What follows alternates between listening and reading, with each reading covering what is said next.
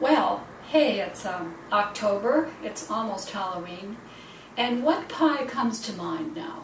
Pumpkin, you will say. Well, I went to the farmer's market.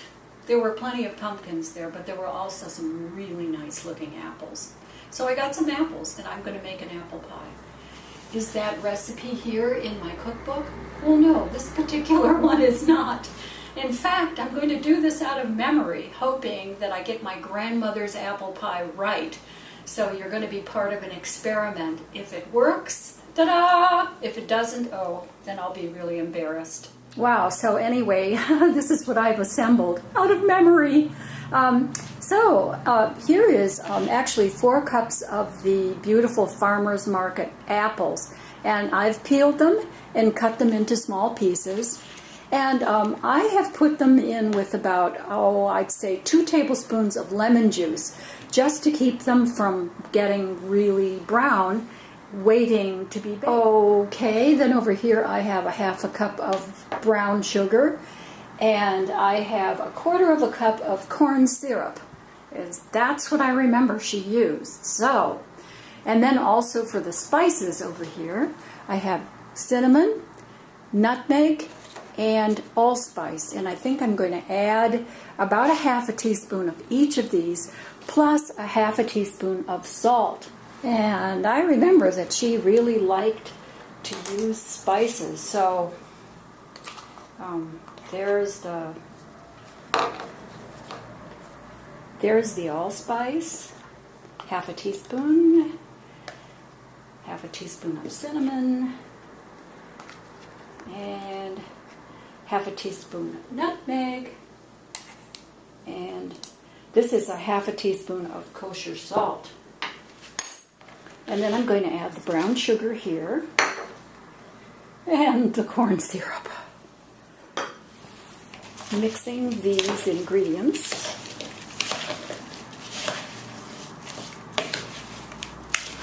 Okay, now here's the pie crust.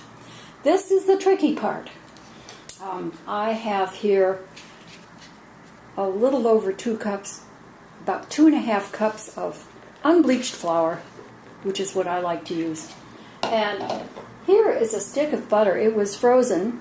It's still pretty cold, but I've sliced it thin, so it is just a little softer so I can blend it. And I'm going to put in 1/2 teaspoon of kosher salt. And then I'm going to start blending it with you can use a fork too if you don't have one of these, but I think this works pretty well. And I can remember while she was blending this together until it got crumbly, she would add a couple tablespoons of ice water, just water with ice cubes in it. And then keeping on blending, she would get it to the consistency where she could pinch this pie crust mixture together between 2 fingers, and then it would be ready to roll out. And I remember after a while, she would actually not do the blender anymore and just work the crust with her hand because she could feel it. She said she could always feel it when it was ready. So now I have added probably a total of 6 tablespoons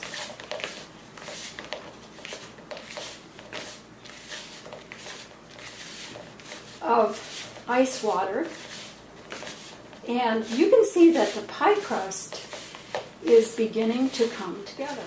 Then, when she could press it together,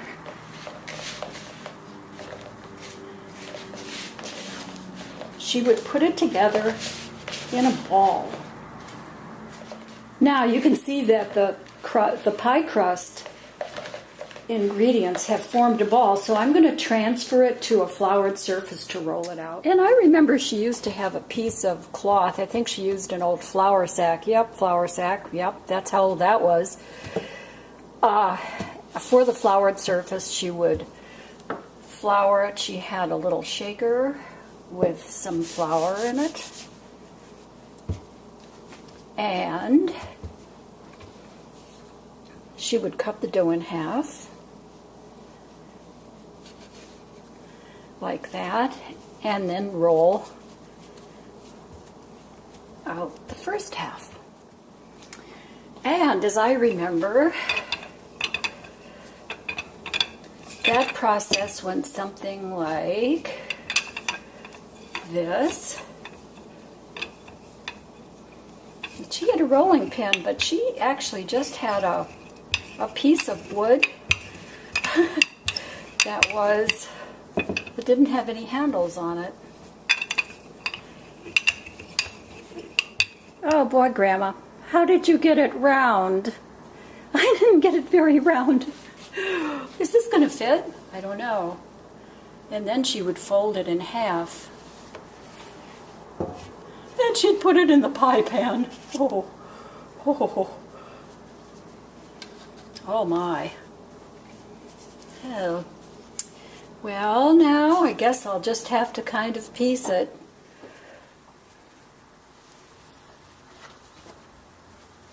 I can see that probably I'll need a little practice on this. Let's see. Cut and paste pie crust.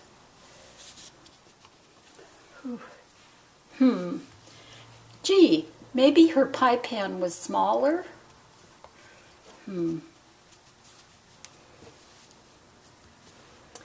All right, so now I'm going to do the other crust.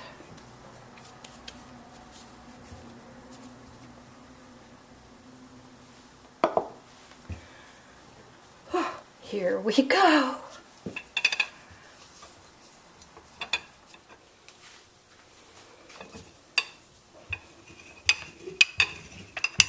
Should this be easy? Whew. No. Well, I don't know. It ends up looking like a continent. Oh, sort of like Greenland.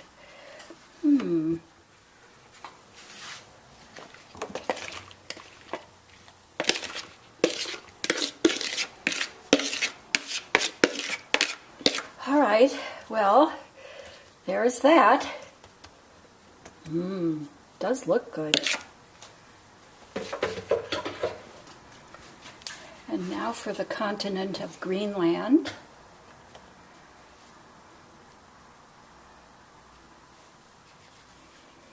You know, I'm sure that with a little practice,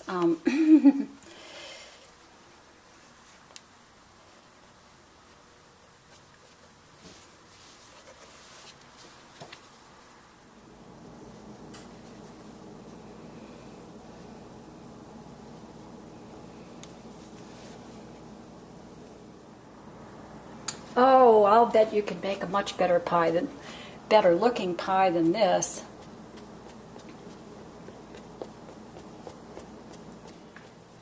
Oh, patchwork pie is what I'm going to call this. All right.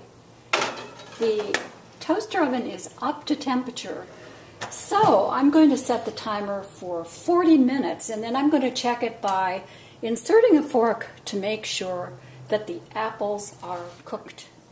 And speaking of experimenting, I'm just thinking that many times when I've taken a regular baking recipe and translate it to the toaster oven, you really don't want to trust the time in the recipe, because many times a toaster oven will actually bake the item faster.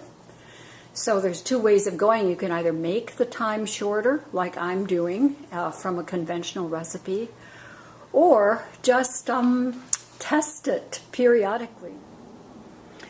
Well, there's my beautiful patchwork pie. It smells absolutely wonderful, and I did test it.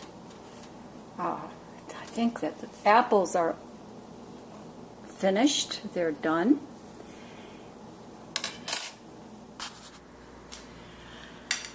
Well, here goes the patchwork pie.